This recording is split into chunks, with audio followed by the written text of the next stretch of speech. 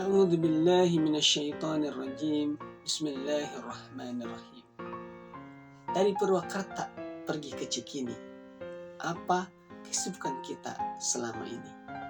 Assalamualaikum warahmatullahi wabarakatuh. Alhamdulillah wassalatu wassalamu ala Rasulillah wa ala alihi wa mawalah. Amma ba'du. Sahabat-sahabatku yang dirahmati Allah Subhanahu wa taala. Setiap kita pasti punya kesibukan masing-masing dan tentu beda-beda. Ada yang sebutnya beribadah, ada yang sebutnya mencari kerja, ada yang sebutnya mencari cuan, ada juga yang sebutnya silaturahmi dan sebagainya. Pasti setiap orang berbeda-beda kesibukannya. Dan kesibukan kita inilah yang akan menentukan di akhirat nanti apakah akan masuk ke surga ataukah masuk ke neraka. Teman-teman yang dirahmati Allah Subhanahu wa taala.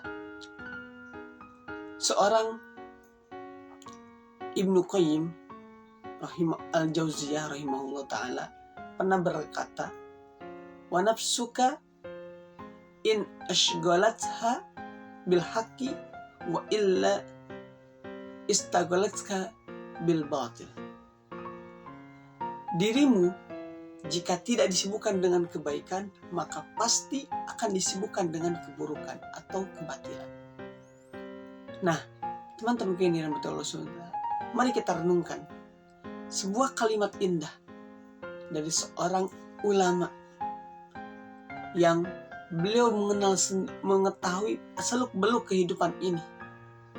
Karena setiap orang kalau enggak sibuk dengan kebaikan, maka pasti sibuk dengan keburukan. Cuma dua, kebaikan dan keburukan. Sebagaimana nanti di akhirat, surga dan neraka.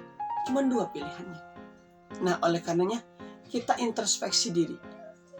Kita ini selama ini apa sih sibuknya?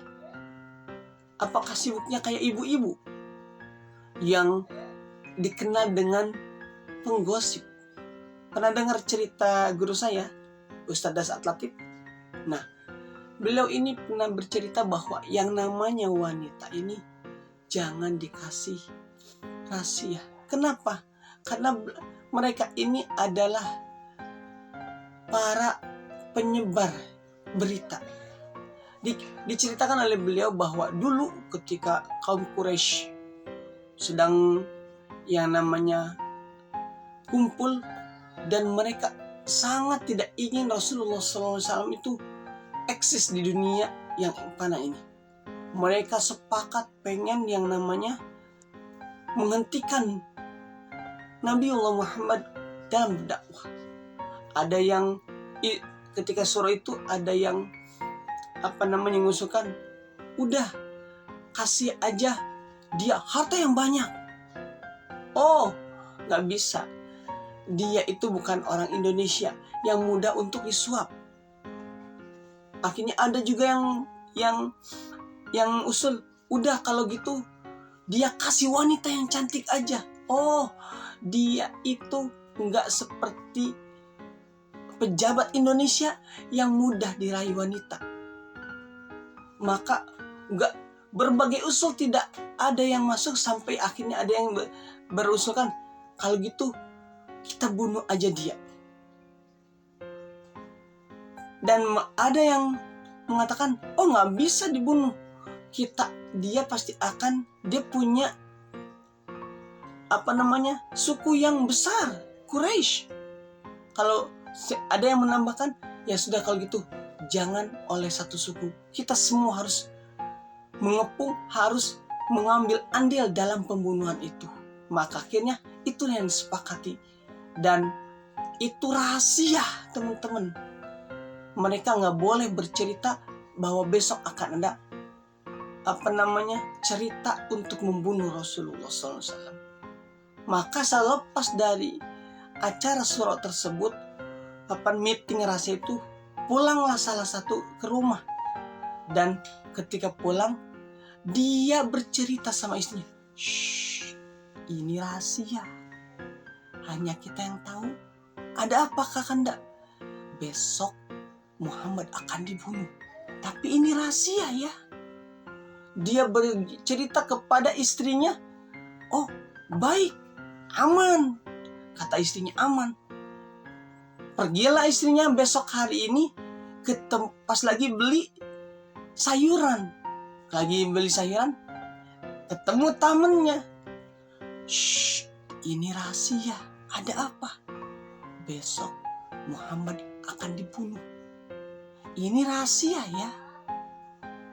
Nah, yang dari beli ini dia pulang dan cerita ke tetangganya. Shh, ini rahasia. Besok Muhammad akan dibunuh. Yang tadinya rahasia, akhirnya seluruh Mekah tahu bahwa besok Muhammad akan dibunuh. Itulah kenapa kata Ustadz Dasyat Latif, yang namanya wanita dari dulu sampai sekarang gak boleh dikasih rahasia. Kenapa? Pasti bocor. Nah, itu diantara cerita kenapa yang namanya wanita selalu menyebarkan hoax kalau hari ini. Kalau ini mah benar, meskipun hoax atau tidak, emang begitu tabiatnya wanita. Maka perlu dipahami nih buat para bapak, para calon bapak, bahwa ketika memilih pasangan harus benar-benar minta kepada Allah agar diberikan wanita yang rahmatan lil alamin dan bisa menjaga rahasia. Teman-temanku yang dirahmati Allah Subhanahu wa taala, sekali lagi yuk kita biasakan jangan sampai kesibukan kita ini dalam hal yang tidak Allah ridhoi. Seperti tadi kalau ibu-ibu menggosip, kemudian hal-hal yang tidak bermanfaat itu disibukkan, maka itu yang akan menjadi akhir hayatnya. Mudah-mudahan kita semua yang menyimak ini bisa memberikan menebarkan kebermanfaatan buat orang lain, bisa mengajak orang lain untuk senantiasa menjaga diri kita dari hal-hal yang tidak sia-sia, dari hal-hal yang sia-sia kepada hal-hal yang tidak sia-sia, yaitu melaksanakan apa yang Allah perintahkan dan menjauhi apa yang disukai oleh setan laknatullah alaih. Barakallahu fikum, kurang dan lebihnya mohon dimaafkan. Salam akal sehat. Wassalamualaikum warahmatullahi wabarakatuh.